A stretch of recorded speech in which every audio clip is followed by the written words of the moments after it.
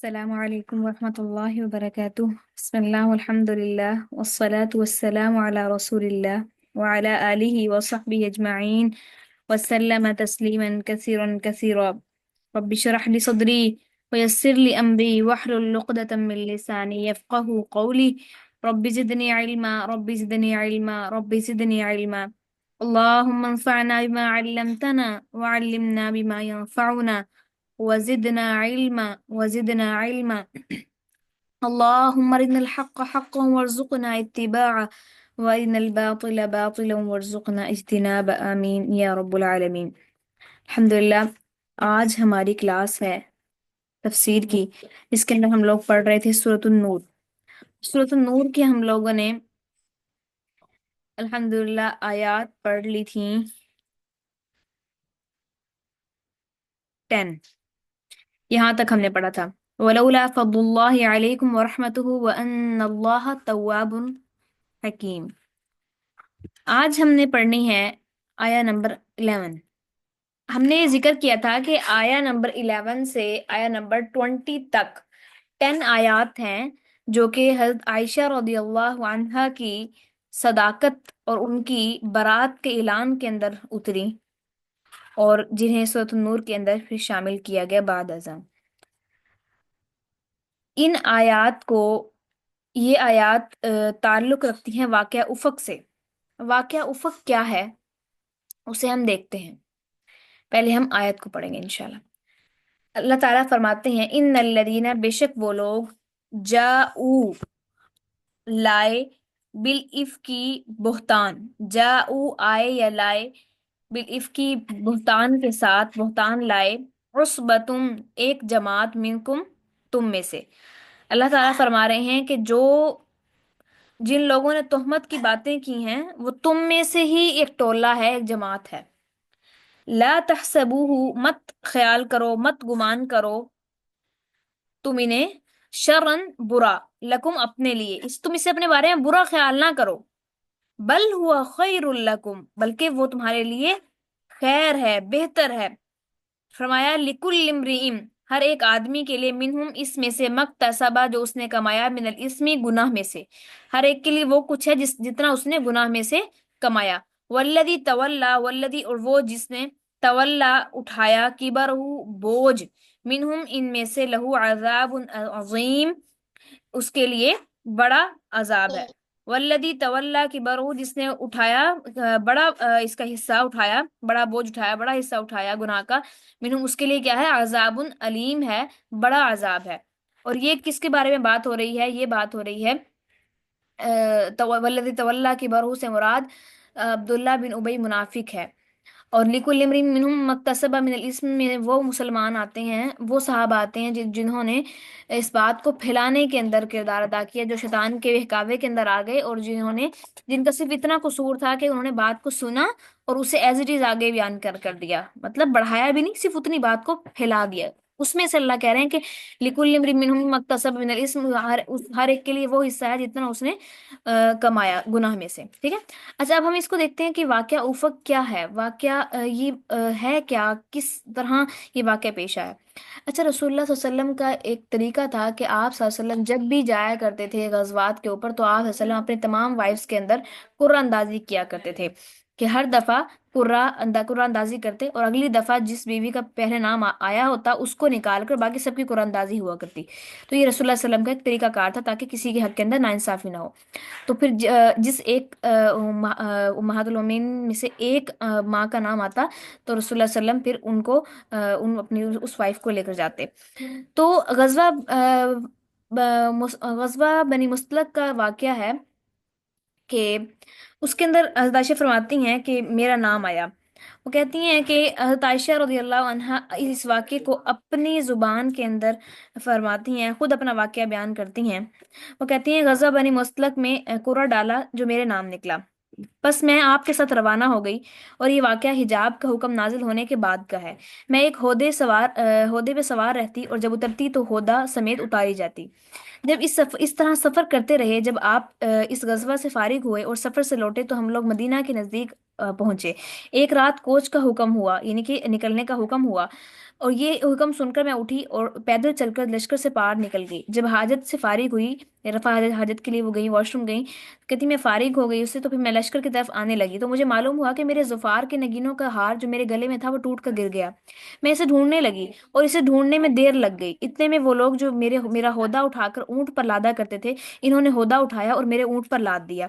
वो ये समझ रहे थे कि मैं होदा में मौजूद हूँ, क्योंकि इस जमाने में औरतें हल्की फुल्की होती थीं, पुरगोश्त और भारी भरकम नहीं होती थी, और थोड़ा सा खाना खाया करती थी। लिहाजा इन लोगों ने जब होदा उठाया तो इसके हल्केपन का कोई ख्याल ना आया। इसके अलावा इन दिनों में मैं कमसन लड़की थी, यानी मेरा वेट इतना नहीं था। कहने लगी खैर वो होदा ऊंट पर लाद कर चल दिए। लश्कर के रवाना होने के बाद मेरा हार जो ऊंट के नीचे आ गया था मुझे मिल गया। मैं इसी ठिकाने की तरफ चली गई जहां रात को उतरे थे। ये देखा तो वहां ना कोई पुकारने वाला है और ना जवाब देने वाला, सब जा चुके हैं। मैंने इरादा किया कि अपने ठिकाने पर चली जाऊं, क्योंकि मेरा ख्याल था कि जब वो लोग मुझे ना पाएंगे तो इसी जगह तलाश करने आएंगे। मैं वहां बैठी रही, नींद के गलबे ने मुझे आ लिया और मैं सो गई। लश्कर के पीछे पीछे गिरे पड़े की खबर रखने के लिए सफ़वान बिन मुअत्तल सलमा रदियल्लाहु अन्हा मुकर्रर थे। वो पिछली रात चले और सुबह मेरे ठिकाने के करीब पहुंचे, और दूर से किसी इंसान को सोता हुआ देखा, तो फिर मेरे करीब आए तो मुझे पहचान लिया, क्योंकि हिजाब का हुक्म नाजिल होने से पहले वो मुझे देख चुके थे। जब इन्होंने मुझे पहचान कर इन्ना लिल्लाहि व इन्ना इलैहि राजिऊन पढ़ा, तो मैं बेदार हो गई और अपनी चादर से अपना चेहरा ढांप लिया। अल्लाह की कसम, इन्होंने ना मुझसे कोई बात की और ना ही मैंने इन्ना लिल्लाहि व इन्ना इलैहि राजिऊन के सिवा कोई बात सुनी। इन्होंने अपनी सवारी बिठाई और इसका पाँव अपने हाथ से दबाए रखा, तो मैं इस पर सवार हो गई। वो पैदल चलते रहे और मैं ऊ- और ऊ- ऊ- वो पैदल चलते रहे और ऊँटनी को चलाते रहे, यहाँ तक कि हम लश्कर से इस वक्त जा मिले जब वो ऐन दोपहर को गर्मी की शिद्दत की वजह से उतरे हुए थे। और जब लोगों ने किस्मत में तबाही लिखी थी, वो तबाह हुए। इस तोहमत को सबसे ज्यादा फैलाने वाले में अब्दुल्ला बिन उबई मुनाफिक था, रईसुल मुनाफिकीन जो था, वो अब्दुल्ला बिन उबई, उसने सबसे पहले देखा और उसने ये बात घड़ दी कि ये इनका आपस में कुछ मतलब नाउजुबिल्लाहि मिन जालिक कि इनका कोई गलत ताल्लुक कायम हुआ है, या ये लोग बदकारी करके आए हैं। खैर हम लोग मदीना पहुंचे। वहां पहुंचकर मैं बीमार हो गई और एक महीना भर बीमार रही। लोग तोहमत लगाने वालों की बातों का चर्चा करते रहे और मुझे खबर तक ना हुई। अलबत्ता एक बात से मुझे वहम सा पैदा हुआ। वो ये बात थी कि आपकी वो मेहरबानी जो मेरी आम हालत में मेरी बीमारी में मुझ पर हुआ करती थी, वो इस बीमारी में मैंने नहीं पाई थी। आप तशरीफ लाते, अस्सलाम वालेकुम कहते, फिर ये पूछकर कि अब तबीयत कैसी है चल देते। इस बात से मुझे कुछ शक तो पड़ता, मगर किसी बात की खबर न थी। बीमारी से कुछ अफाका हुआ और अभी मैं कमजोर ही थी कि मनासे की तरफ गई। मुस्ता की माँ सलमा मेरे साथ थी। हम लोग हर रात को वहां रफा हाजत को जाया करते थे। ये इस जमाने की बात है जब अपने घरों के नजदीक हम पखाने नहीं बनाते थे, बल्कि अब अगले जमाने के अरबों की तरह रफा हजत के लिए जंगल जाया करते थे, क्योंकि घरों के करीब पखाना बनाने से इनकी बदबू हमें तकलीफ देती। खैर मैं और मुस्ता की माँ जो अबू रहम बिन अब्दुल मन्नाफ की बेटी और इसकी माँ सखर बिन आमिर की बेटी अबू बकर सद्दीक रदियल्लाहु अन की खाला थी, इसका बेटा मसला था। रफा हाजत से फरागत के बाद हम दोनों घर को आ रही थी कि मुस्ता की माँ का पाँव चादर में उलझकर फिसला, तो कहने लगी मुस्ता हलाक होगा। मैंने इसे कहा क्या बकती हो, कहा क्या क्या तुम ऐसे शख्स को कोसती हो जो बदर में शरीक था?" वो कहने लगी ऐ भोली लड़की, क्या तुमने वो कुछ नहीं सुना जो वो कहता है? पूछा क्या कहता है? तब इसने तोहमत लगाने वालों की बातें मुझसे बयान की, तो मेरी बीमारी में मजीद इजाफा हो गया। जब मैं घर पहुंची तो रसूलुल्लाह सल्लल्लाहु अलैहि वसल्लम तशरीफ लाए और सलाम करके पूछा अब कैसी है तबीयत। मैंने कहा आप मुझे इजाजत दे दीजिए, मैं अपने वालिदैन के यहाँ जाना चाहती हूँ। मेरा मतलब ये था कि इनसे इस खबर की तहकीक करूं। रसूलुल्लाह सल्लल्लाहु अलैहि वसल्लम ने मुझे इजाजत दे दी तो मैं अपने वालिदैन के यहाँ आ गई। मैंने अपनी माँ से कहा अम्मी, ये लोग मेरी निस्बत क्या बक रहे हैं? इसने कहा बेटी इतना रंज ना करो, अल्लाह की कसम अक्सर ऐसा होता है कि जब किसी मर्द के पास कोई खूबसूरत औरत होती है और वो इससे मोहब्बत करता हो और इसकी सोकने भी हों, तो सोकने बहुत कुछ करती रहती हैं। मैंने कहा सुभान अल्लाह, लोगों ने इसका चर्चा भी कर दिया। सुनाचा मैं ये सारी रात रोती रही। सुबह हो गई मगर ना मेरे आंसू थमते थे और ना मुझे नींद आती थी। रसूलुल्लाह सल्लल्लाहु अलैहि वसल्लम ने हज़रत रदियल्लाहु अन्हा और उसामा बिन जैद को बुलाया, क्योंकि वही उतरने में देर हो रही थी और आप इस सिलसिले में इनसे मशवरा चाहते थे। चुनाचा उसामा बिन जैद ने आपको वही मशवरा दिया जो वो जानते थे कि आयशा रदियल्लाहु अन्हा ऐसी नापाक बातों से पाक है, और उसामा को आपकी बीवियों से मोहब्बत थी। इन्होंने साफ कह दिया कि आयशा रदियल्लाहु अन्हा पाक दामन और बेकसूर हैं।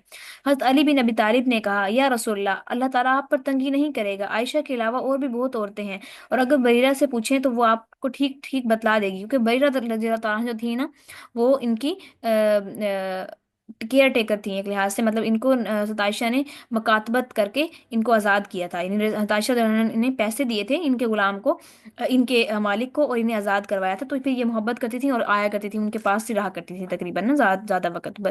تو رسول اللہ صلی اللہ علیہ وسلم نے ان لوگوں سے پوچھا جو رسول اللہ جو عائشہ کے گھر میں رہنے والے لوگ تھے، اسامہ بن زید تھے جو زید بن ثابت کے بیٹے تھے، پھر حضرت حضرت علی رضی اللہ عنہ جو تھے وہ بھی گھر کے افراد میں سے تھے، پھر جو ہے نا بریرہ وہ ساتھ رہا کرتی تھی۔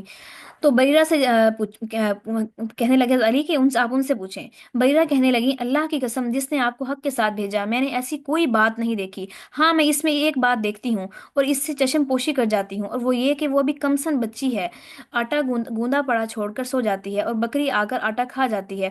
ان شہادتوں کے بعد نبی کریم صلی اللہ علیہ وسلم خطبے کے لیے کھڑے ہوئے، عبداللہ بن ابی منافق کے خلاف آپ نے مدد چاہی، فرمایا مسلمانوں اس شخص کے مقابل کوئی میری حمایت کرتا ہے جس نے میرے اہل خانہ کے بارے میں مجھے دکھ پہنچایا؟ میں نے تو اپنے اہل خانہ میں بھلائی ہی دیکھی ہے، اور جس شخص سے یہ لوگ محتمم کرتے ہیں اس میں بھی میں نے بھلائی ہی دیکھی ہے۔ یعنی کس کی بات ہو رہی ہے؟ یہ ان کی صفوان بن معطل رضی اللہ عنہ کی بات ہو رہی ہے، کہ فرما رہے ہیں کہ میں نے ان کے جس کے بارے میں یہ الزام لگا رہے ہیں، میں نے ان میں بھی خیر کے سوا کچھ نہیں دیکھا، وہ میرے گھر کبھی اکیلا نہیں آتا بلکہ میرے ساتھ ہی آتا ہے۔ یہ سن کر سعد بن معاذ جو اوس قبیلے کے سردار کھڑے ہوئے، کہنے لگے میں اس کے مقابل آپ کی مدد کرتا ہوں، اگر یہ اوس قبیلے کا ہے تو ابھی اس کی گردن اڑا دیتا ہوں، اور اگر ہمارے بھائیوں خزرج قبیلے کا ہے تو آپ جو حکم دیں گے بجا لائیں گے۔ یہ بات سن کر سعد بن عبادہ جو خزرج قبیلے کے سردار تھے غیرت سے کھڑے ہو گئے اور کہنے لگے، میں وہ ایک نیک بخت آدمی تھے مگر قومی حمیت نے ان کو آدھا بوچا، تو کہنے لگے سعد بن معاذ اللہ کی قسم تو جھوٹ کہتا ہے، تو نہ اسے مارے گا نہ مار سکے گا۔ اتنے میں اسید بن حضیر جو سعد بن معاذ کے چچا زاد بھائی تھے کھڑے ہو کر سعد بن عبادہ سے کہنے لگے اللہ کی قسم تو جھوٹا ہے، ہم ضرور اسے قتل کریں گے، کیا تو بھی منافق ہو گیا ہے جو منافقوں کی طرفداری کرتا ہے؟ اس پر دونوں قبیلوں کے لوگ اٹھ کھڑے ہوئے اور قریب تھا کہ آپس میں لڑ پڑے۔ نبی کریم صلی اللہ علیہ وسلم ابھی ممبر پر ہی تھے، آپ انہیں سمجھاتے اور تھماتے رہے، جب وہ خاموش ہوئے تو آپ بھی خاموش ہو گئے۔ میرا وہ دن بھی رونے دھونے میں گزرا اور میں مسلسل 2 دن سے رو رہی تھی، نہ میرے آنسو تھمتے تھے اور نہ نیند آتی تھی۔ میرے والدین سمجھے کہ رو رو کر میرا کلیجہ پھٹ جائے گا۔ پھر ایسا ہوا کہ میرے والدین پاس بیٹھے تھے اور میں رو رہی تھی کہ ایک انصاری عورت نے اندر آنے کی اجازت مانگی، میں نے اجازت دی تو وہ بھی میرے ساتھ بیٹھ کر رونے لگی۔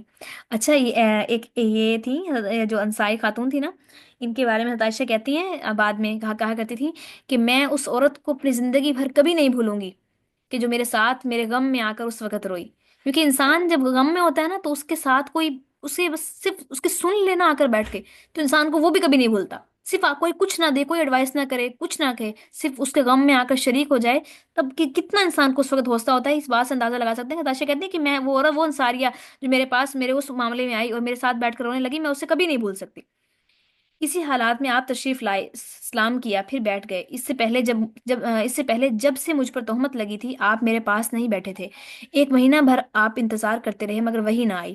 آپ نے بیٹھ کر تشہد پڑھا، پھر فرمایا عائشہ مجھ کو تیری نسبت ایسی ایسی خبر آئی ہے، اگر تو پاک ہے تو اللہ تیری بریت فرمائے گا، اور اگر واقعی تجھ سے کوئی قصور ہو گیا ہے تو اللہ سے اپنے قصور کی معافی مانگ اور توبہ کر۔ جب بندہ گناہ کا اقرار کرتا ہے پھر اللہ کے حضور توبہ کرتا ہے تو اللہ ان کے گناہ بخش دیتا ہے۔ جب آپ یہ گفتگو ختم کر چکے تو یک بارگی میرے آنسو تھم گئے، یہاں تک کہ ایک قطرہ بھی میری آنکھوں میں نہ رہا۔ میں نے اپنے والد سے کہا کہ آپ رسول اللہ صلی اللہ علیہ وسلم کو جواب دیں۔ وہ کہنے لگے اللہ کی قسم میں نہیں جانتا کہ کیا جواب دوں۔ پھر میں نے اپنی والدہ رومان سے کہا کہ آپ جواب دیں۔ انہوں نے کہہ دیا کہ میں نہیں جانتی کہ کیا جواب دوں۔ آخر میں خود ہی میں جواب دینے لگے، میں ایک کمزور یعنی عائشہ خود جواب دینے لگی، میں کہنے لگی کہ میں ایک کمزور لڑکی ہوں، قرآن مجھ کو زیادہ یاد نہ تھا۔ میں نے کہا اللہ کی قسم میں جانتی ہوں کہ یہ بات جو آپ لوگوں نے سنی ہے آپ کے دل میں جم گئی ہے اور آپ اسے سچ سمجھنے لگے ہیں۔ اب اگر میں یہ کہوں کہ میں پاک ہوں اور اللہ خوب جانتا ہے کہ میں پاک ہوں تو بھی آپ لوگ مجھے سچا نہیں سمجھیں گے، اور اگر میں گناہ کا اقرار کر لوں اور اللہ جانتا ہے کہ میں اس سے پاک ہوں تو آپ لوگ مجھے سچا سمجھیں گے۔ اللہ کی قسم میں اپنی اور تمہاری مثال ایسی ہی سمجھتی ہوں جیسے حضرت یوسف کے والد کی تھی، انہوں نے جو کچھ کہا تھا मैं भी वही कुछ कहती हूँ कि अब सब्र करना ही बेहतर है, और तुम्हारी बातों पर अल्लाह मेरी मदद करने वाला है। ये कहकर मैंने करवट बदल ली। मुझे यकीन था कि चूंकि मैं पाक हूँ, लिहाजा अल्लाह ताला जरूर मेरी बरियत करेगा कर देगा। मगर अल्लाह की कसम, मुझे ये ख्याल तक न था कि अल्लाह ताला मेरे बारे में ऐसी आयत नाजिल करेगा जो हमेशा पढ़ी जाएंगी। मैं अपनी शान इससे बहुत कमतर समझती थी। मुझे ये उम्मीद जरूर थी कि रसूलुल्लाह सल्लल्लाहु अलैहि वसल्लम को ख्वाब देखेंगे जिससे आप पर मेरी बरियत वाज़े हो जाएगी। फिर अल्लाह की कसम, अभी रसूलुल्लाह सल्लम वहां से मिले भी ना, यानी उठे भी ना थे, हिले भी ना थे, और ना ही कोई दूसरा आदमी वहां से बाहर गया कि आप पर वही नाजिल होना शुरू हो गई। मामूल के मुवाफिक आप पर सख्ती होने लगी और पसीना मोतियों की तरह आपके बदन से टपकने लगा। हालांकि वो दिन सर्दी का दिन था, मगर वही उतरने में ऐसी ही सख्ती होती थी। जब ये कैफियत मौकूफ हुई तो आप खुश हो गए और हंस खुश होने लगे, और खुश होकर आप हंस रहे थे। फिर पहली बात आप सल्लल्लाहु अलैहि वसल्लम ने यही की, आयशा, अल्लाह ताला ने तुम्हारी बरियत फरमा दी। मेरी वालदा मुझे कहने लगी, उठो और आपका शुक्रिया अदा करो। मैंने कहा, अल्लाह की कसम मैं नहीं उठूंगी, मैं तो सिर्फ अल्लाह अज़्ज़ व जल का शुक्रिया अदा करूंगी जो इस वक्त अल्लाह ताला ने ये आयतें उतारी। इन्नल्लज़ीना जाऊ बिल इफ्कि उस्बतुम मिनकुम ला तहसबूहु शर्रन लकुम बल हुवा खैरुल लकुम लिकुल्लि इम्रिन मिनहुम मक्तसब मिनल इस्म वल्लज़ी तवल्ला किबरहु मिनहुम लहु अज़ाबुन अलीम। पूरी 10 आयत जो हैं, ये जो हमने कहा अभी, आया नंबर 11 से लेकर आया नंबर 20 तक, 10 आयत जो हैं, ये पूरी 10 आयत उतरी। जब ये आयत उतरी तो अबू बकर रदी अल्लाह अन्हा ने जो मोहताजी और रिश्ते की वजह से मुस्ता की मदद किया करते थे। मुस्ता बिन असासा, याद होगा आपको, हमने अभी जिक्र किया कि इसके अंदर 3 लोग शामिल थे जो मुसलमानों में थे। एक थे मुस्ता बिन असासा, एक थे हस्सान बिन साबित, और एक थी हमना बिनते जहाश। हमना बिनते जहाश रसूलुल्लाह सल्लम की जो वाइफ थी, जैनब बिनते जहाश, उनकी बहन थी ये। और उन्होंने अपनी बहन की मोहब्बत में आकर ये अमल किया। अभी आगे सुने आपके, उन्होंने जब रसूलुल्लाह सल्लम ने उनसे इस बारे में मांगी सिफारिश और इस बारे में तफ्शीश की, तो उन्होंने क्या जवाब दिया। तो ये यहाँ से हम आते हैं, वो कहते हैं कि रसूल हज़रत अबू बकर सदीक ने जब ये आयत नाजिल हुई इनके बाद, वो हमने जो का जिक्र किया था कि मुस्ता बिन असासा को हज़रत अबू बकर सदीक, क्योंकि वो उनके कज़न भी लगते थे और वो गरीब सहाबी भी थे, तो वो उनकी मदद किया करते थे। तो वो कसम खा बैठे कि मैं अल्लाह की कसम, उसके बाद मैं दोबारा इनकी मदद नहीं करूंगा जिन्होंने मेरी बेटी के ऊपर इल्ज़ाम लगाया। ठीक है, यानी इल्ज़ाम का मतलब इन सेंस कि उन्होंने बात को फैलाने में वो शैतान के शिकंजे में आ गए। तो फिर इसके ऊपर अल्लाह ताला ने ये आयत नाजिल फरमा दी सूरह नूर की, जो कि आगे आती हैं कि वला यातली उलुल फज़्ल मिनकुम। हम आगे पढ़ेंगे इसी आयत को कि जो तुम में से अहले जिनके पास अल्लाह ताला के अहले माल हैं, वो ये कसम ना खाएं कि वो नहीं देंगे माल। तो जो तुम पसंद करते हो कि अल्लाह ताला तुम्हें माफ कर दे, तो तुम भी लोगों से दरगुजर किया कर। तो इसके बाद उन्होंने देना शुरू कर दिया। अच्छा, हज़रत आयशा कहती हैं कि इस तोहमत के ज़माने में आप ज़ैनब बिनत जहाश उम्मुल मोमिनीन से मेरा हाल पूछते कि तुम आयशा को कैसे समझती हो और तुमने क्या देखा। ये वो ज़ैनब बिनत जहाश है जिनकी बहन हमना बिनत जहाश, जो कि सहाबियां हैं, लेकिन वो शैतान की बहकावे में आ गई उस वक्त, और उन्होंने फैलावा किया। लेकिन उसके बावजूद भी, हालांकि वो जानती थी कि उनकी बहन इसमें शामिल है, फिर भी फरमाने लगी, कहने लगी, या रसूलुल्लाह सल्लम, मैं अपने कान और आंख की खूब एहतियात रखती हूँ, मैं तो आयशा को अच्छा ही समझती हूँ। आपकी बीवी आयशा फरमाती हैं कि आपकी बीवियों में जैनब ही मेरे बराबर की थी, क्योंकि जैनब भी उसी कबीले से थी, रसूलुल्लाह सल्लम की कजन थी, रसूलुल्लाह सल्लम की एक बड़े ओहदे वाले खानदान, नबी सल्लम की फूफो की बेटी। और आप फरमाती हैं कि मेरे टक्कर की थी, वही वही मेरे टक्कर की थी। लेकिन फरमाती हैं नताशा कि अल्लाह ताला ने उनकी परहेजगारी की वजह से उन्हें बचा लिया, और इनकी बहन हमना बिनते जहाश अपनी बहन से इस बारे में झगड़ने लगी। तो जैसे दूसरे तोहमत लगाने वाले तबाह हुए, वो भी तबाह हुई। तो वो तबाह होने का मतलब ये कि उन्हें रसूलुल्लाह सल्लल्लाहु अलैहि वसल्लम ने फिर हद कज़फ लगाई थी उन तीनों को। लेकिन जो इसके अंदर वल्लदी तवल्ला की बरहूज के बारे में जिसमें अल्लाह ताला बयान कर रहे हैं, अब्दुल्ला बिन उबई मुनाफिक, जिसने ये बात स्टार्ट की और जो तोहमत के अंदर शरीक था, सबसे अव्वल नंबर के ऊपर वही काम कर रहा था, और मुसलमानों को उनके अंदर जाके उनके मजालिस के अंदर जा जाकर बात को छेड़ता ताकि बात वो हो, उसके बात का चर्चा हो। तो उसके अलावा बाकी 3 सहाबा को सहाबा, और 2 सहाबा और एक सहाबिया, हमना बिनते जहाश को इनको हद कज़फ लगाई गई थी, जो कि हमने स्टार्टिंग के अंदर पढ़ी थी कि इल्जाम लगाने वाले पर हद कज़फ लगाई जाएगी अगर वो गवाह नहीं लेकर आते। ठीक है, तो ये एक मुफस्सिल एक حدیث تھی جو میں نے بخاری کی اندر آتی کتاب و تفسیر، جو کہ میں نے ذکر کی آپ کے سامنے پڑھ کر سنائی آپ کو ایز اٹ از، تاکہ میں نے آپ کو ایز اٹ از اس لیے سنائی تاکہ آپ لوگ بھی اس کیفیت کو محسوس کریں جو عائشہ رضی اللہ عنہا اپنے زبان سے بیان کرتی ہیں، کیونکہ اپنے لفظ میں سنانا اور ہوتا ہے، اور امی عائشہ کے زبان سے سننا وہ اور ہوتا ہے۔ تو وہ اپنا واقعہ خود بیان کرتی ہیں جو کہ بخاری کے اندر کتاب و تفسیر کے اندر ذکر ہوا ہے۔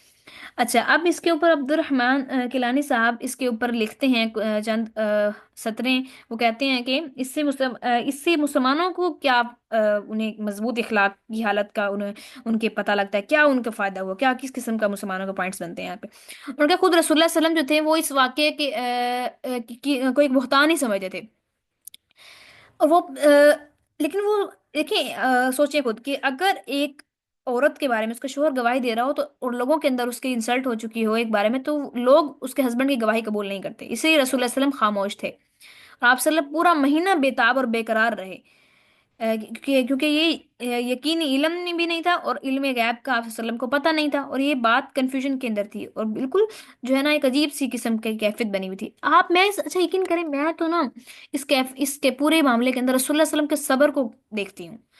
واللہ ہمارے ہاں کیا ہوتا ہے، چھوٹی سی بات ہوتی ہے اور ہمارے ہسبینڈ جو ہے نا وہ ہمارے یہاں کے کس طریقے سے ریئیکٹ کرتے ہیں، آ کر کس طریقے سے بیوی کے اوپر وہ چڑھائی کرتے ہیں، چاہے وہ پھر خاندانی مسائل کے اندر بات ہوگی، چاہے پھر وہ پرسنل میٹر کے اوپر بات ہوگی۔ اب یقین کریں رسول اللہ صلی اللہ علیہ وسلم نے ایک مہینہ حضرت عائشہ کو نہیں پتہ لگنے دیا، کیا یہ محبت کا اعلیٰ درجہ نہیں کہ محبوب کی طبیعت خراب ہو اور آپ اس کا اتنا خیال کرو کہ آپ کو پتہ ہو کہ پورے معاشرے کے اندر اس کی تہمت کے اوپر تہمت لگائی جا رہی ہے، اس کے بارے میں غلط باتیں کی جا رہی ہیں، اور آپ اس قدر صبر کرو کہ ان کی طبیعت خراب ہے، اور پھر بھی اور مصلحت کے تحت آپ انتظار کرو، ویٹ کرو، اور آپ ان قریبی لوگوں سے گواہی طلب کرو جن کی گواہی لوگوں میں بھی معتبر ہوگی، کیونکہ رسول اللہ صلی اللہ علیہ وسلم کی خود اگر رسول اللہ صلی اللہ علیہ وسلم جا کر کہتے کہ نہیں میری بیوی ایسی نہیں ہے، تو لوگوں نے نہیں ماننا تھا، جو پروپیگنڈائز کر رہے تھے، انہوں نے یہ کہنا تھا کہ جب ہم نے تو یوں کیا وہ کیا، تو رسول اللہ صلی اللہ علیہ وسلم ایک سولڈ علم کا انتظار کرتے رہے، اور آپ نے اس کے ذریعے عائشہ کو تکلیف نہیں دی، ایک مہینہ نبی صلی اللہ علیہ وسلم نے صبر کیا، کیا کمال رسول اللہ صلی اللہ علیہ وسلم کی اسٹریٹجیز تھی، واللہ سن کر انسان کو حیرت ہوتی ہے۔ اور حضرت عائشہ کا غم، کیا غم ہوگا کہ وہ جس طریقے سے رسول اللہ صلی اللہ علیہ وسلم ان سے محبت کرتے تھے، حضرت عائشہ بھی ان سے بڑھ چڑھ کر اسی طرح محبت کرتی تھیں، اور وہ جب ان کے بارے میں پتہ لگا ہوگا انہیں، تو انہوں نے کیا خیال کیا ہوگا کہ کس طریقے سے کس کرب سے نبی صلی اللہ علیہ وسلم ایک مہینہ گزرتے رہے ہیں، اور کس طریقے سے ان کے اوپر کیا گزری ہوگی اس کیفیت کے وقت کہ ان کے بارے میں الزام لگایا جا رہا ہے، اور بھی رسول اللہ صلی اللہ علیہ وسلم کی وائف ہو کے۔ اچھا، تو اس بارے میں ایک وہ تھی حضرت ابو ایوب انصاری رضی اللہ عنہ، ان کے بارے میں آتا ہے کہ ان سے ان کی بھی وائف نے پوچھا، انہوں نے کہا کہ یہ کیا باتیں عائشہ کے بارے میں پھیل رہی ہیں، یہ کیا ہو رہا ہے؟ تو کہنے لگے، انہوں نے کہا کہ لوگ بکواس کرتے ہیں، تم خود ہی بتلاؤ کہ تم ایسا کام کر سکتی ہو؟ وہ کہنے لگی ہرگز نہیں۔ وہ کہنے لگے پھر صدیق کی بیٹی اور نبی کی بیوی عائشہ رضی اللہ عنہا صدیقہ تجھ سے بڑھ کر پاک صاف اور طاہر و مطہر ہیں، ان کی نسبت ایسا بے حد گمان کیوں کیا جائے؟ اور میں کہتا ہوں کہ اگر صفوان کی جگہ میں خود ہوتا تو ایسا خیال تک نہ کر سکتا تھا، اور صفوان تو مجھ سے بہتر مسلمان ہے، اور مسلمانوں کی اکثریت کا یہی ان کا فکر کا انداز تھا۔ بہت سارے مسلمان اس کا انکار کرتے رہے، جن میں حضرت عمر رضی اللہ عنہ بھی شامل تھے، اور باقی دیگر بہت سارے کثیر تعداد مسلمانوں کی جنہوں نے انکار کیا، کچھ تھے جو خاموش رہے، اور یہ چند تھے تین جنہوں نے صرف بات کو سنا اور آگے پھیلایا، یعنی ایز اٹ از بات کو سنا اور آگے پھیلایا، بس ان کا اتنا قصور تھا، اور اس کے باوجود بھی اللہ تعالیٰ نے دیکھی ان کو کیا کس طریقے سے تنبیہ کی، اور رسول اللہ صلی اللہ علیہ وسلم نے بھی ان کو حد قذف لگائی۔ لِكُلِّ امْرِئٍ مِّنْهُمْ مَكْتَسَبَ مِنَ الْإِثْمِ، ہر ایک شخص کے لیے وہی کچھ ہے، اتنا ہی کچھ ہے جتنا مکتسبہ جو اس نے کمایا، من الاسم گناہ میں سے، ٹھیک ہے؟ تو ایک بڑا ایک واقعہ ہے، اور پھر دیکھیں کہ رسول اللہ صلی اللہ علیہ وسلم کی جیسے ہی وہی ختم ہوئی ہے، تو آپ صلی اللہ علیہ وسلم خوشی کی وجہ سے ہنس رہے تھے، اور حضرت عائشہ کے جو والدین ہیں ان کی خوشی کا بھی ایسا تھا کہ انہوں نے کہا کہ حضرت عائشہ کو کہ آپ ان کا نبی صلی اللہ علیہ وسلم کا شکریہ ادا کریں، انہیں شکر ادا کرنے کا کہا، اور آئندہ سے حضرت عائشہ کا لقب جو ہے وہ صدیقہ پڑ گیا ہمیشہ کے لیے۔ تو اللہ تعالیٰ نے دیکھیں یا اللہ تعالیٰ فرمایا لا تحسبوه شرا لکم، تم اس سے اپنے بارے میں شر نہ جانو. یہ کس کے لیے بات ہو رہی ہے؟ نبی صلی اللہ علیہ وسلم کے لیے بات ہو رہی ہے، یہ حضرت عائشہ کے لیے بات ہو رہی ہے. حضرت عائشہ کو کے لیے بات ہے. نبی صلی اللہ علیہ وسلم کو تکلیف پہنچی اس لیے اس بات سے کہ ان کی محبوبہ ترین بیوی جن سے نبی صلی اللہ علیہ وسلم سب سے زیادہ محبت کرتے تھے، اور آپ صلی اللہ علیہ وسلم برملا اپنے مجالس کے اندر کہا کرتے تھے. آپ سے پوچھا گیا ایک دفعہ کہ اللہ کے رسول آپ کو اس دنیا میں سب سے زیادہ محبت کس سے ہے؟ آپ نے فرمایا عائشہ سے. صحابہ پوچھنے لگے کہ اللہ کے رسول نہیں نہیں، ہم عورتوں میں سے نہیں کہہ رہے، مردوں میں سے پوچھ رہے ہیں. تو آپ نے فرمایا کہ مردوں میں سے عائشہ کے باپ سے، عائشہ کے والد سے. پھر بھی نسبت عائشہ سے جوڑی. نبی صلی اللہ علیہ وسلم کو اس قدر محبت تھی عائشہ سے. تو اور آپ کہا کرتے تھے کہ میں اپنے دل کے بارے میں بے بس ہوں، کہ میں اپنی بیویوں کے اندر انصاف کرنے والا ہوں، لیکن میں اپنے دل کے بارے میں بے بس ہوں. نبی صلی اللہ علیہ وسلم کو عائشہ سے لگاؤ تھا بہت زیادہ. تو عائشہ رضی اللہ عنہا جو ہیں وہ نبی صلی اللہ علیہ وسلم کی اچھا آج میں کچھ دن پہلے، کل ہی بلکہ میں پڑھ رہی تھی، ایک کوٹ پڑھ رہی تھی کہ حضرت عائشہ رضی اللہ عنہا جو ہے وہ جب بھی کوئی خط یا مراسلہ لکھا کرتی تو اس کے اندر اپنا تعارف ان الفاظ سے کروایا کرتی تھی کہ اللہ کے رسول صلی اللہ علیہ وسلم کی محبوبہ بیوی، محبوبہ بیوی جس کی برات اللہ تعالیٰ نے قرآن کریم کے اندر کی، عائشہ بنت ابی بکر. اس طریقے سے وہ اپنا اس کا اختتام کیا کرتی تھی، ان الفاظ میں اپنا تعارف کروایا کرتی تھی. تو یہ ایک واقعہ ہے جو ہمیں بہت سا سبق دیتا ہے کہ کبھی کبھی انسان سمجھتا ہے کسی چیز کو کہ یہ میرے لیے شر ہے، کبھی کبھی انسان سمجھتا ہے کہ وہ چوراہے کے اندر لا کر کھڑا کر دیا گیا ہے اور وہ ذلیل ہو گیا ہے، بٹ اس وقت ہمیں یاد رکھنا چاہیے کہ لا تحسبوه شر لکم بل ہوا خیر لکم. اگر ہم پاک ہیں، ہم صاف ہیں، اگر ہمارے دل میں کوئی کھوٹ نہیں ہے، تو جان لیں کہ اللہ تعالیٰ ہرگز ہمیں ذلیل نہیں ہونے دے گا. بے شک دنیا والے آپ کی فوٹیج ہی کیوں نہ بنا کے لگا دیں، بے شک وہ فوٹیج ریل ہی کیوں نہ ہو جائے، لیکن اگر آپ واقعی صحیح ہیں تو اللہ تعالیٰ ان مینیپولیشن کرنے والوں کو جو پورا پروپیگنڈاز کر رہے ہیں، اللہ تعالیٰ ان کو انہی کی مکر کے اندر ذلیل کر دے گا، رسوا کر دے گا. کیونکہ اللہ تعالیٰ نے مظلوم کی مدد کا وعدہ کیا ہے. اللہ تعالیٰ مظلوم کی مدد کرتا ہے، پھر وہ کافر ہی کیوں نہ ہو. پھر اللہ اپنے مسلمان بندے مومن بندے بندی کی کیوں مدد نہیں کرے گا؟ آخر لوگ جتنا مرضی گرانا چاہیں، وہ تعز من تشاء و تذل من تشاء، اللہ تعالیٰ کے ہاتھ میں عزت ہے اور اللہ ہی کے ہاتھ میں ذلت ہے. اس کو اللہ تعالیٰ عزت دینا چاہے، اسے ساری دنیا ذلیل کرنا چاہے تو وہ ذلیل نہیں کر سکتی، وہ عزت کے مرتبے پر فائز ہو کر رہے گا. اور جس کو اللہ ذلیل کرنا چاہے پھر اسے کوئی عزت نہیں دے سکتا، کوئی بھی عزت اسے نہیں دے سکتا. اور اللہ تعالیٰ کے ہاتھ میں وَلِلَّهِ جُنُودُ السَّمَاوَاتِ وَالْأَرْضِ، دنیا تمام زمین و آسمان کے جو لشکر ہیں وہ اللہ کے لیے ہیں. تو جان لیں کہ ہماری جتنی بھی کامیابی ہے وہ اللہ کے ہاتھ میں ہے، ہماری خیر ہمارے شر کا مالک اللہ ہے. اب یہ کیسے ان کے لیے دیکھیں بل ہوا خیر لکم، کیسے ان کے لیے خیر ثابت ہوا؟ اگر عائشہ تکلیف نہ اٹھاتی وہ رسول اللہ صلی اللہ علیہ وسلم اس تکلیف سے نہ گزرتے، تو حضرت عائشہ جو نبی صلی اللہ علیہ وسلم کی محبوبہ ترین بیوی تھی، ان کے بارے میں 10 آیات تب سے لے کے 15، اس وقت 1500 ہجری چل رہی ہے، تو 1545 ہجری چل رہی ہے اس وقت. تو اتنے 100 سال تک کیا ہر گزرنے والا شخص جو مومن گزرا ہو وہ کیا ان آیات کو پڑھے بغیر قرآن کو مکمل کر سکتا ہے؟ کیا اس کا پارا مکمل ہو سکتا ہے؟ کیا اس کی صورت، کیا اس کا قرآن مکمل ہو سکتا ہے ان آیات کو پڑھے بغیر؟ ہرگز بھی نہیں ہو سکتا. اللہ تعالیٰ نے اس قدر بلندی عطا کر دی ہے عائشہ کو. اس لیے انسان جو ہے نا وہ تکلیف سے گزر کر نکھرتا ہے، تکلیف سے گزر کر وہ ایک اللہ تعالیٰ اسے ایک بلند مقام عطا کرتے ہیں.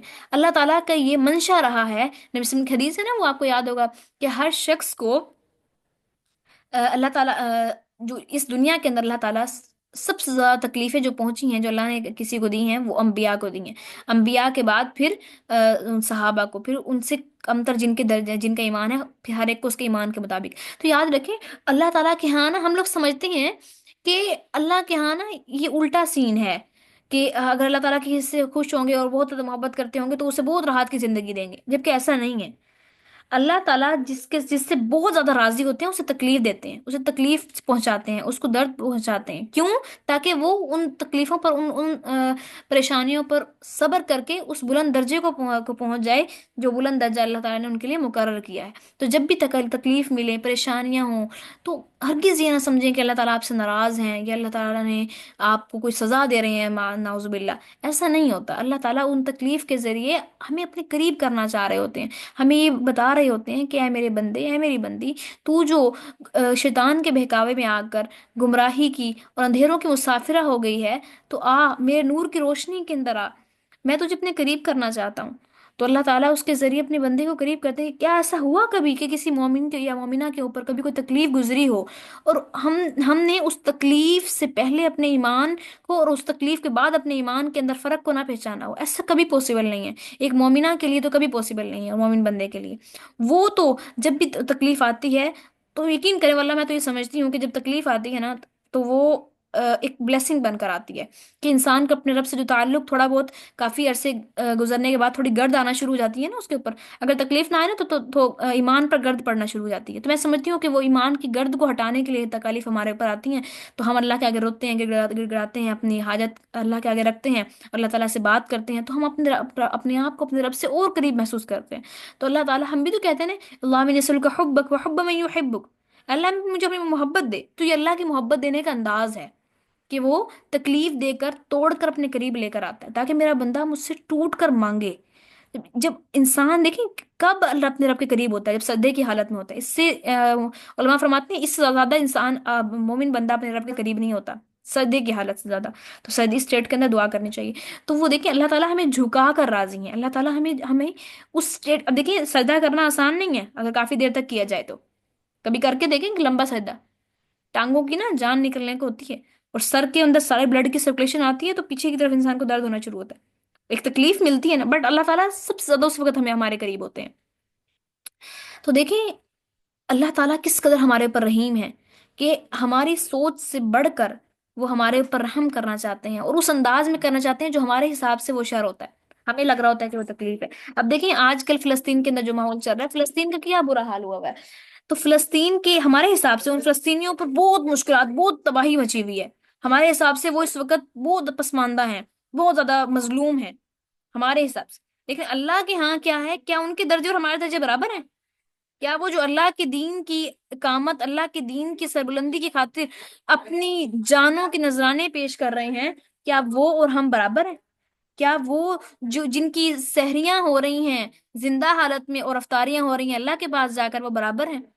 کیا وہ جو جن کے پاس کھانے کے لیے کچھ نہیں ہے، جو سحریاں بھوکے رکھ رہے ہیں تھوڑا بہت کھا کر، جن کے پاس کھانے میں کچھ نہیں ہے، وہ اور ہم جو جن کے ٹیبل بھرے ہوتے ہیں پکوانوں سے، کیا وہ ہم اور وہ برابر ہیں؟ ہرگز بھی نہیں. اللہ تعالیٰ نے قرآن میں کیا کہا ہے کہ علم والے اور جاہل برابر نہیں. اسی طریقے سے آپ نے اللہ تعالیٰ فرماتے ہیں کہ ہر ایک کے لیے وہی کچھ ہے جو اس نے کمایا. تو انسان جو تکالیف برداشت کر رہا ہے اس کے حساب سے درجہ ہے. اس لیے کبھی بھی تکالیف آئے تو اپنے آپ کو ڈاؤن نہ محسوس کیا کریں، اپنے آپ کو پریشان محسوس نہ کیا کریں، اپنے آپ کو یہ نہ سمجھا کریں کہ آپ کا رب نے آپ کو چھوڑ دیا ہے. آپ کا رب نہ آپ کو بھولا ہے نہ اس نے آپ کو چھوڑا ہے. وما كان ربك نسيا، تیرا رب بھولنے والا نہیں ہے. واللہ اکثر تکلیف برداشت کرنے کے بعد جب لمبا عرصہ گزر جاتا ہے نا تو ہم تکلیف کو یاد کر کے ہمیں وہ تکلیف نہیں ہوتی جو اس وقت محسوس ہوئی تھی، اور اکثر ہم تکلیف کی کیفیت کو بھول بھی جاتے ہیں. بٹ اللہ نہیں بھولتا. اللہ تعالیٰ کو یاد ہے کہ آپ اس وقت کس سچویشن سے گزری تھی، آپ نے کس تکلیف سے دوسرے کا لہجہ سہا تھا، آپ کو کس نے کس جگہ آ کر ڈچ کیا، کس جگہ آ کر بٹرے کیا اس نے آپ کو، کس جگہ آ کر اس نے آپ کو مارا جہاں آپ کو لگتا تھا کہ سب کچھ آپ کا ڈیپینڈنٹ فلاں پہ ہے، بٹ اس جگہ آپ کو تکلیف پہنچائی گئی. اللہ تعالیٰ کو سب معلوم ہے کہ آپ نے کہاں انویسٹمنٹ کی، کتنا خلوص دیا، کتنی لوگوں سے رحم کیا، اور لوگوں نے آپ کو کیسا جواب دیا. تو کبھی بھی یہ نہ سوچا کریں کہ میں نے کسی کے ساتھ اگر نیکی کی ہے تو اس نے میرے ساتھ برا کر دیا تو مطلب اب میں نے آئندہ نیکی کرنی ہی نہیں ہے. تو سمجھیں آپ کی نیکی قبول ہو گئی نا. یہ کسی کا آئی تھنک حضرت علی رضی اللہ عنہ کا قول ہے کہ اگر آپ کسی کے ساتھ نیکی کریں اور بدلے میں وہ آپ کے ساتھ برائی کرے تو سمجھیں کہ آپ کی نیکی قبول ہو گئی ہے. بٹ اس کی اوتھینٹسٹی مجھے معلوم نہیں ہے، اس لیے ہم اس کو ایک کول ہی کہیں گے، اور وہ بھی عام کول. ہم ان کو حضرت علی سے منسوب نہیں کریں گے کیونکہ اس کے منسوب کرنے کے لیے اوتھینٹسٹی کا معلوم ہونا ضروری ہے، ورنہ یہ بہتان ہو جائے گا. ٹھیک ہے. تو کسی بھی ایسی بڑی ہستی کی طرف ہرگز بھی کوئی بات ہم منسوب نہیں کر سکتے. خیر یہ جس نے بھی یہ بات کی ہے یہ بات ہے صحیح معلوم ہوتی ہے، باقی واللہ اعلم بالصواب. خیر آج ہم نے ایک آیت پڑھی جس کے اندر ہم نے واقعہ افق کو تفصیل سے دیکھا. واقعہ افق سے آپ لوگوں نے آج کیا سیکھا، اور آج آپ لوگ کیا سمجھتے ہیں کہ اس سے کیا لیسن محسوس ہوتا ہے، ہمارے لیے کیا لیسن ہے، اور ہمیں اس سے کیا معاملہ، آپ سب کے دلوں میں کیا کیا بات آئی، کیا کیا معاملہ آپ سوچتے ہیں اس بارے میں، اس پہ غور کریں اور مجھے گروپ کے اندر بتائیے گا کہ آپ سب نے اس سے کیا سیکھا، اس سے ہمارے لیے کیا لیسن ہے، ہمیں اس بارے میں ہمارے ایمان میں کیسے اضافہ ہو سکتا ہے اس واقعے کو پڑھ کر، ٹھیک ہے؟ تو ان شاء اللہ تعالیٰ آپ سب نے مجھے ابھی یا بعد میں، جب بھی آج آپ کے اسائنمنٹ ہے یہ کہ آپ نے مجھے یہ ضرور بھیجنا ہے گروپ کے اندر، تاکہ دیکھیں ہر ایک کے دل میں ایک نئی الگ بات آتی ہے، تو ہمارے بھی علم میں اضافہ ہوگا کہ ایک نیا پہلو اس بات کا کیسے کیا ہو سکتا ہے، کہ ہمارے لیے اس کے اندر کیا سبق ہو سکتا ہے۔ تو ان شاء اللہ تعالیٰ اب میری کوشش تو یہ تھی کہ ہم لوگ ان 10 آیات کو پورا پڑھتے، لیکن چونکہ ہم لوگ تفصیل سے دیکھ رہے ہیں تو ان شاء اللہ تعالیٰ بعد میں